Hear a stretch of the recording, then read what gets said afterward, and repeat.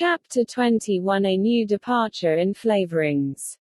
Dear me, there is nothing but meetings and partings in this world, as Mrs. Lynde says, remarked Anne plaintively, putting her slate and books down on the kitchen table on the last day of June and wiping her red eyes with a very damp handkerchief. Wasn't it fortunate, Marilla, that I took an extra handkerchief to school today? I had a presentiment that it would be needed. I never thought you were so fond of Mr. Phillips that you'd require 2 handkerchiefs to dry your tears just because he was going away, said Marilla. I don't think I was crying because I was really so very fond of him, reflected Anne. I just cried because all the others did. It was Ruby Gillis started it. Ruby Gillis has always declared she hated Mr. Phillips, but just as soon as he got up to make his farewell speech she burst into tears. Then all the girls began to cry, one after the other. I tried to hold out, Marilla. I tried to remember the time Mr. Phillips made me sit with Gil with a boy, and the time he spelled my name without an E on the blackboard, and how he said I was the worst dunce he ever saw at geometry and laughed at my spelling, and all the times he had been so horrid and sarcastic, but somehow I couldn't, Marilla, and I just had to cry too. Jane Andrews has been talking for a month about how glad she'd be when Mr. Phillips went away and she declared she'd never shed a tear. Well, she was worse than any of us and had to borrow a handkerchief from her brother. Of course the boys didn't cry because she hadn't brought one of her own, not expecting to need it. Oh, Marilla, it was heartrending.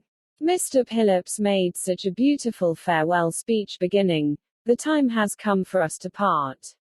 It was very affecting. And he had tears in his eyes too, Marilla.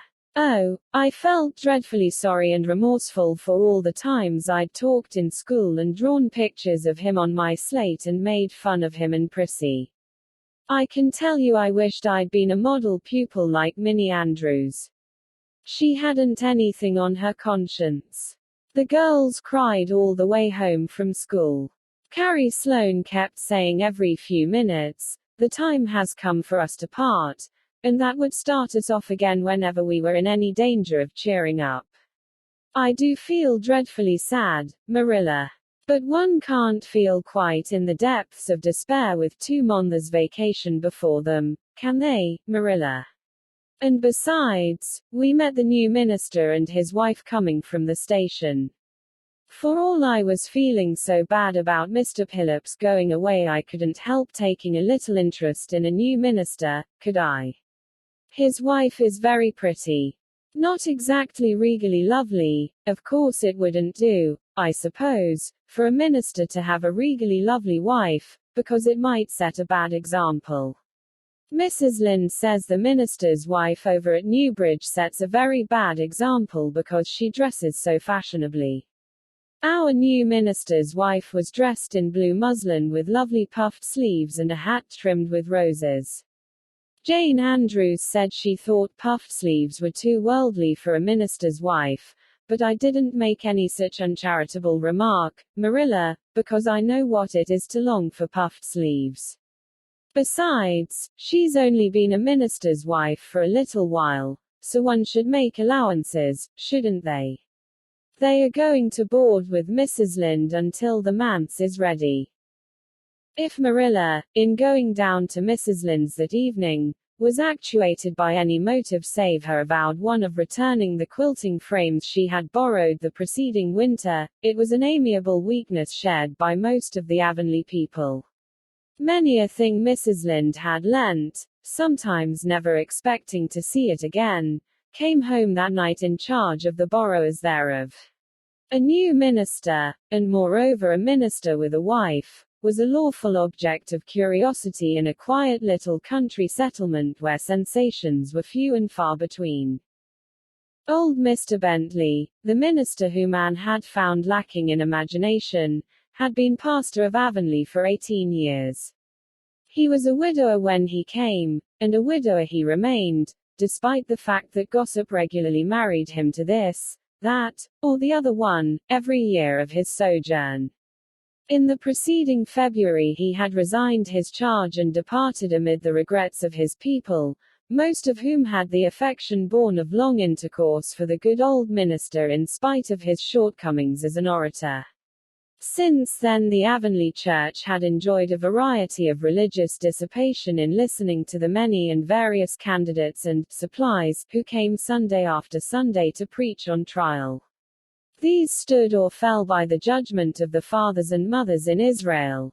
But a certain small, red-haired girl who sat meekly in the corner of the old Cuthbert pew also had her opinions about them and discussed the same in full with Matthew, Marilla always declining from principle to criticize ministers in any shape or form. "I don't think Mr. Smith would have done, Matthew," was Anne's final summing up. "Mrs. Lynde says his delivery was so poor. But I think his worst fault was just like Mr. Bentley's, he had no imagination. And Mr. Terry had too much. He let it run away with him just as I did mine in the matter of the haunted wood. Besides, Mrs. Lynde says his theology wasn't sound. Mr. Gresham was a very good man and a very religious man, but he told too many funny stories and made the people laugh in church. He was undignified, and you must have some dignity about a minister, mustn't you, Matthew? I thought Mr. Marshall was decidedly attractive. But Mrs. Lynde says he isn't married, or even engaged, because she made special inquiries about him, and she says it would never do to have a young unmarried minister in Avonlea, because he might marry in the congregation and that would make trouble. Mrs. Lynde is a very farseeing woman, isn't she, Matthew? I'm very glad they've called Mr. Allen. I liked him because his sermon was interesting and he prayed as if he meant it and not just as if he did it because he was in the habit of it. Mrs. Lynde says he isn't perfect, but she says she supposes we couldn't expect a perfect minister for $750 a year, and anyhow his theology is sound because she questioned him thoroughly on all the points of doctrine. And she knows his wife's people and they are most respectable and the women are all good housekeepers. Mrs. Lynde says that sound doctrine in the man and good housekeeping in the woman make an ideal combination for a minister's family. The new minister and his wife were a young, pleasant-faced couple, still on their honeymoon, and full of all good and beautiful enthusiasms for their chosen life work. Avonlea opened its heart to them from the start. Old and young like the frank, cheerful young man with his high ideals, and the bright, gentle little lady who assumed the mistress-ship of the manse.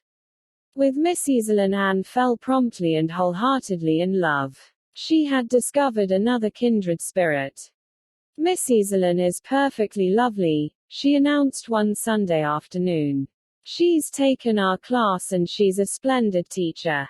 She said right away she didn't think it was fair for the teacher to ask all the questions, and you know, Marilla, that is exactly what I've always thought.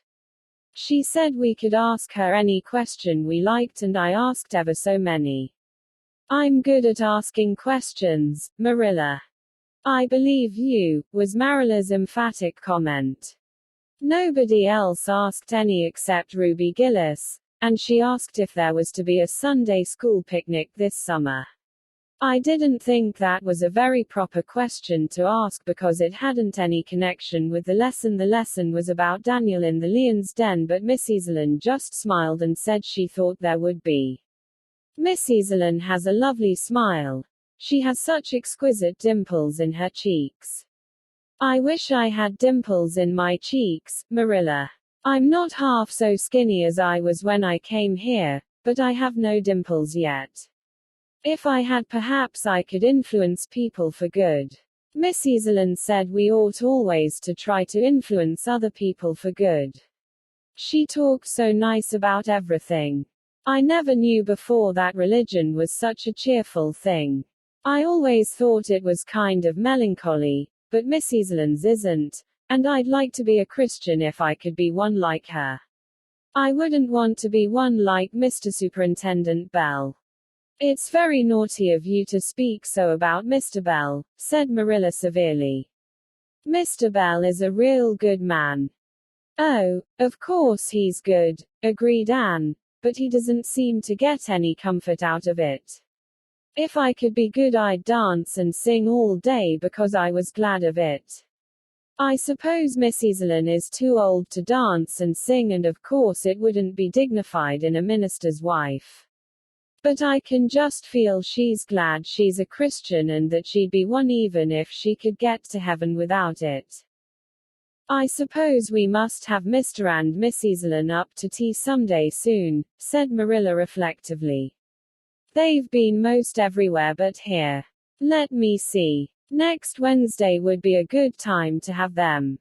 But don't say a word to Matthew about it, for if he knew they were coming he'd find some excuse to be away that day.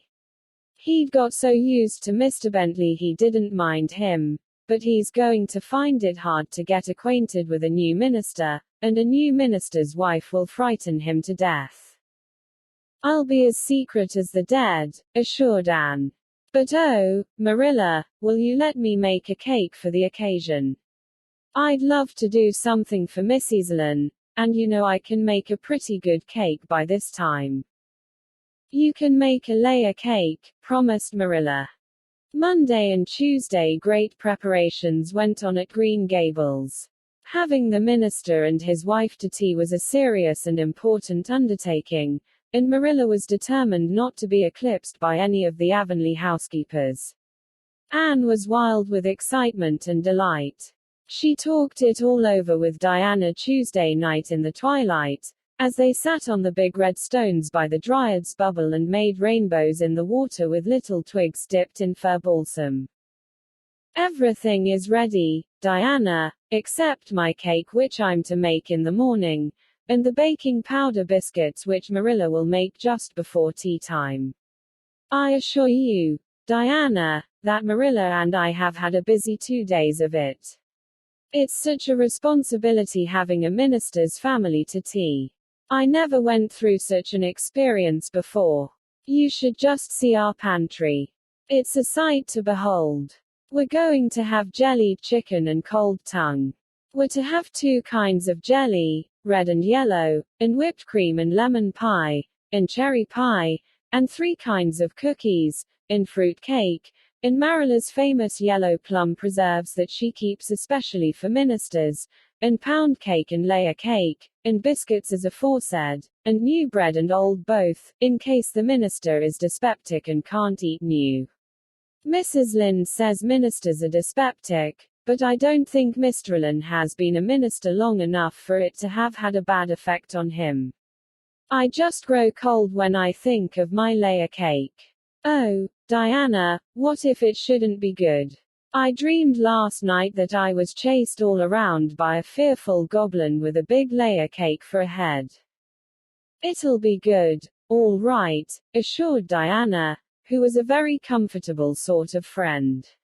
I'm sure that piece of the one you made that we had for lunch in Idlewild 2 weeks ago was perfectly elegant. Yes, but cakes have such a terrible habit of turning out bad just when you especially want them to be good, sighed Anne, setting a particularly well-balsamed twig afloat. However, I suppose I shall just have to trust to Providence and be careful to put in the flour. Oh, look, Diana, what a lovely rainbow. Do you suppose the Dryad will come out after we go away and take it for a scarf? You know there is no such thing as a Dryad, said Diana. Diana's mother had found out about the haunted wood and had been decidedly angry over it. As a result, Diana had abstained from any further imitative flights of imagination and did not think it prudent to cultivate a spirit of belief even in harmless dryads. But it's so easy to imagine there is, said Anne. Every night before I go to bed, I look out of my window and wonder if the Dryad is really sitting here, combing her locks with the spring for a mirror. Sometimes I look for her footprints in the dew in the morning. Oh, Diana, don't give up your faith in the Dryad.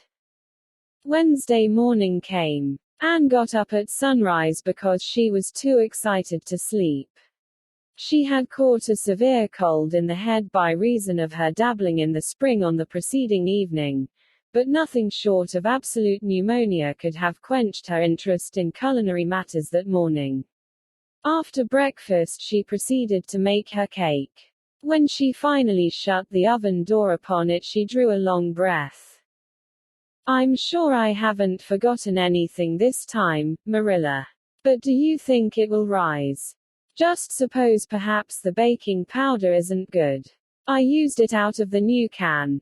And Mrs. Lynde says you can never be sure of getting good baking powder nowadays when everything is so adulterated. Mrs. Lynde says the government ought to take the matter up, but she says we'll never see the day when a Tory government will do it. Marilla, what if that cake doesn't rise? We'll have plenty without it," was Marilla's unimpassioned way of looking at the subject. The cake did rise, however, and came out of the oven as light and feathery as golden foam.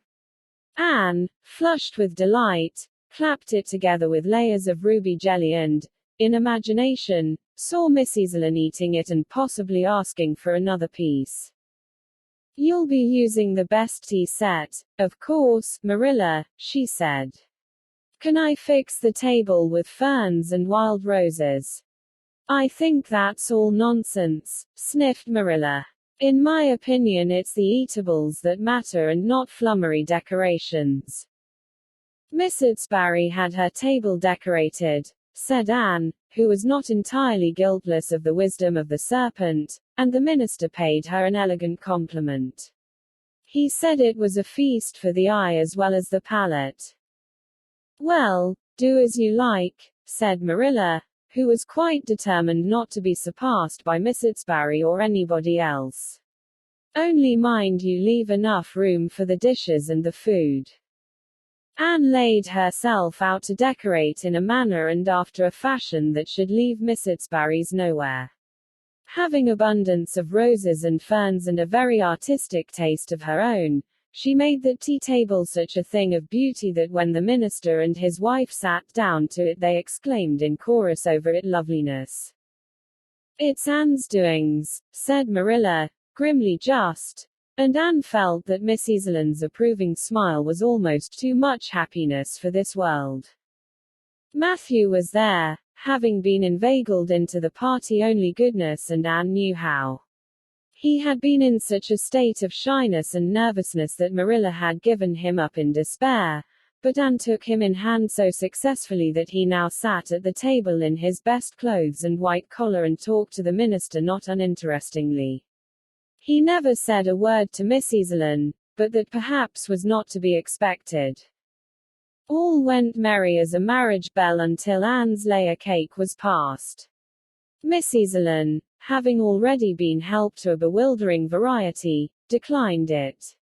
But Marilla, seeing the disappointment on Anne's face, said smilingly, "Oh, you must take a piece of this, Mrs. Lynde. Anne made it on purpose for you." "In that case I must sample it," laughed Mrs. Lynde, helping herself to a plump triangle, as did also the minister and Marilla. Mrs. Lynde took a mouthful of hers and a most peculiar expression crossed her face. Not a word did she say, however, but steadily ate away at it. Marilla saw the expression and hastened to taste the cake. "Anne Shirley," she exclaimed, "what on earth did you put into that cake?" "Nothing but what the recipe said, Marilla," cried Anne with a look of anguish. "Oh, isn't it all right?" "All right. It's simply horrible. Mr. Lynde, don't try to eat it. Anne, taste it yourself. What flavoring did you use?" "Vanilla," said Anne, her face scarlet with mortification after tasting the cake. "Only vanilla. Oh, Marilla, it must have been the baking powder. I had my suspicions of that back. Baking powder fiddlesticks. Go and bring me the bottle of vanilla you used." Anne fled to the pantry and returned with a small bottle partially filled with a brown liquid and labeled yellowly, "Best Vanilla." Marilla took it, uncorked it, smelled it. "Mercy on us, Anne, you've flavored that cake with anodyne liniment. I broke the liniment bottle last week and poured what was left into an old empty vanilla bottle. I suppose it's partly my fault. I should have warned you, but for pity's sake, why couldn't you have smelled it?" Anne dissolved into tears under this double disgrace. "I couldn't, I had such a cold." And with this she fairly fled to the gable chamber, where she cast herself on the bed and wept as one who refuses to be comforted. Presently a light step sounded on the stairs and somebody entered the room. "Oh, Marilla," sobbed Anne, without looking up, "I'm disgraced forever. I shall never be able to live this down. It will get out, things always do get out in Avonlea. Diana will ask me how my cake turned out and I shall have to tell her the truth. I shall always be pointed at as the girl who flavored a cake with anodyne liniment. Gil, the boys in school will never get over laughing at it. Oh, Marilla, if you have a spark of Christian pity, don't tell me that I must go down and wash the dishes after this. I'll wash them when the minister and his wife are gone, but I cannot ever look Mrs. Lynn in the face again. Perhaps she'll think I tried to poison her. Mrs. Lynn says she knows an orphan girl who tried to poison her benefactor. But the liniment isn't poisonous. It's meant to be taken internally, although not in cakes. Won't you tell Mrs. Lynn so, Marilla? Suppose you jump up and tell her so yourself, said a merry voice. Anne flew up, to find Mrs. Lynn standing by her bed, surveying her with laughing eyes. "My dear little girl, you mustn't cry like this," she said, genuinely disturbed by Anne's tragic face. "Why, it's all just a funny mistake that anybody might make." "Oh, no, it takes me to make such a mistake," said Anne forlornly. "And I wanted to have that cake so nice for you, Mrs. Lynn."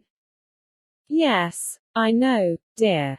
And I assure you I appreciate your kindness and thoughtfulness just as much as if it had turned out all right. Now, you mustn't cry any more, but come down with me and show me your flower garden. Miss Cuthbert tells me you have a little plot all your own. I want to see it, for I'm very much interested in flowers." Anne permitted herself to be led down and comforted, reflecting that it was really providential that Mrs. Lynn was a kindred spirit. Nothing more was said about the liniment cake, and when the guests went away Anne found that she had enjoyed the evening more than could have been expected, considering that terrible incident. Nevertheless, she sighed deeply. "Marilla, isn't it nice to think that tomorrow is a new day with no mistakes in it yet?" "I'll warrant you'll make plenty in it," said Marilla. "I never saw your beat for making mistakes, Anne." "Yes, and well I know it," admitted Anne mournfully. "But have you ever noticed one encouraging thing about me, Marilla? I never make the same mistake twice. I don't know as that's much benefit when you're always making new ones." "Oh, don't you see, Marilla? There must be a limit to the mistakes one person can make, and when I get to the end of them, then I'll be through with them. That's a very comforting thought." "Well, you'd better go and give that cake to the pigs," said Marilla. "It isn't fit for any human to eat, not even Jerry Boot."